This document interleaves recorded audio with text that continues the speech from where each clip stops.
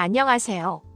오늘은 중년 이후 꼭 한 번쯤은 짚고 넘어가야 할 무릎 건강에 대한 이야기를 조금 편안하게 나눠보려고 합니다.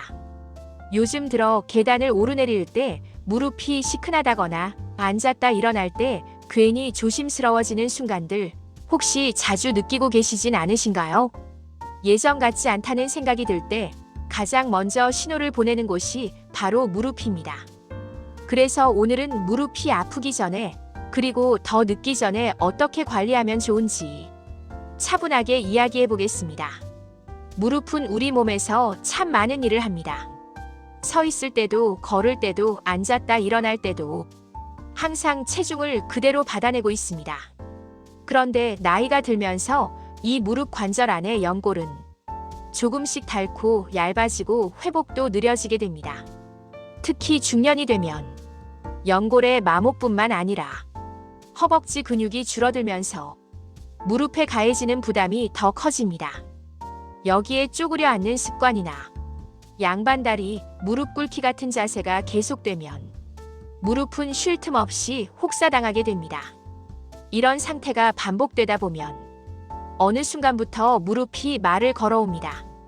계단을 내려갈 때 더 아프다거나 아침에 일어났을 때 무릎이 뻣뻣하다거나 가끔씩 무릎에서 소리가 나기도 합니다. 이럴 때 많은 분들이 나이 들면 다 그렇지 하고 넘기시는데 사실 이건 무릎이 보내는 작은 신호일 수 있습니다. 이 신호를 잘 들어주는 것만으로도 앞으로의 무릎 상태는 크게 달라질 수 있습니다.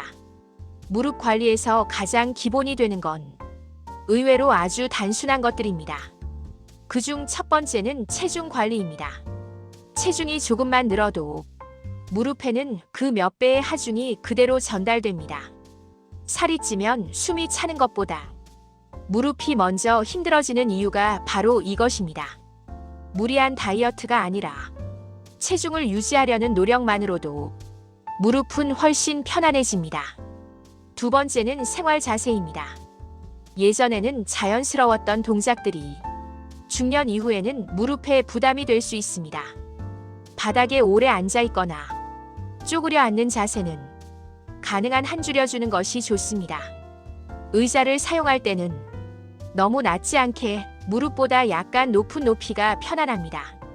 작은 변화지만 무릎에는 큰 도움이 됩니다. 세 번째는 무릎을 쉬게 해주는 관리입니다.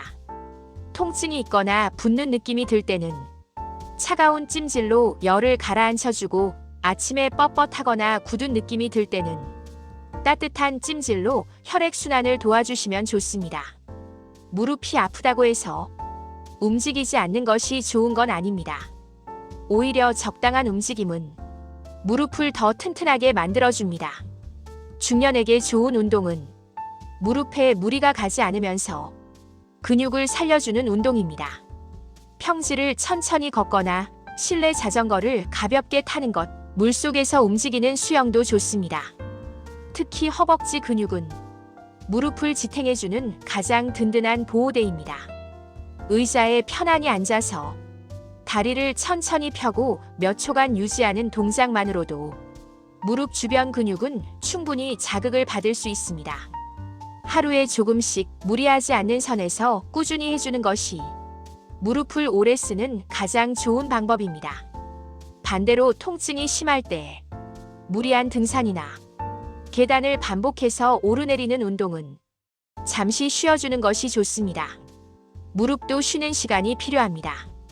음식과 영양 관리도 빼놓을 수 없습니다. 연골과 관절 건강을 위해서는 단백질과 칼슘, 비타민 D, 그리고 염증을 줄여주는 영양소들이 도움이 됩니다. 무엇보다 중요한 건 규칙적이고 균형 잡힌 식사입니다. 무릎 건강은 어느 날 갑자기 좋아지거나 갑자기 나빠지지 않습니다. 지금의 작은 습관들이 쌓여서 몇 년 뒤, 몇십 년 뒤의 상태를 만듭니다. 아플 때만 신경 쓰는 무릎이 아니라 지금부터 아끼고 관리하는 무릎으로 조금만 시선을 바꿔보시면 좋겠습니다. 오늘 이야기한 내용 중에서 한 가지만이라도 생활 속에서 실천해 보시길 바랍니다. 그 작은 습관 하나가 앞으로의 걸음을 훨씬 가볍게 만들어줄 겁니다. 이 영상이 도움이 되셨다면 구독과 좋아요 한 번씩 눌러주시고 알림 설정까지 해두시면 앞으로도 중년 건강에 꼭 필요한 이야기들을 놓치지 않고 받아보실 수 있습니다. 여러분의 무릎이 오래도록 편안하길 바라면서 오늘도 끝까지 함께 해주셔서 감사합니다. 다음 시간에도 중년 건강에 도움이 되는 이야기로 다시 찾아뵙겠습니다.